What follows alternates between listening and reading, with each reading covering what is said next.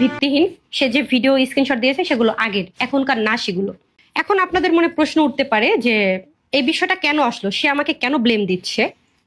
সেটার কারণ তো অবশ্যই আছে, সে কারণটা আমি এখন বলতে চাচ্ছি না পাবলিকলি, কিন্তু বলবো যখন আমার মনে হবে যে বলতে হবে, তখন আমি সকল সাক্ষী প্রমাণ নিয়ে আমি বলবো। সে বলছে যে তার বাবার মৃত্যু হওয়ার পরও আমি তাকে দেখতে যাইনি। তার বাবার মৃত্যু হওয়ার পর যখনই আমি জানতে পারলাম, তখনই আমার ছোট ভাই তাকে কল দিয়েছে। সে সরাসরি আমাকে হুমকি দিয়েছে আমার ছোট ভাইয়ের মাধ্যমে। তাকে বলেছে যদি আমি সেখানে যাই আমাকে সে মেরে ফেলবে। তো বুঝতেই তো পারছেন, একটা মানুষ যেখানে মারা গিয়েছে সেখানে আমি গিয়ে আসলে আরেকটা ঝামেলা করতে চাইনি বিধায় আমি যাইনি।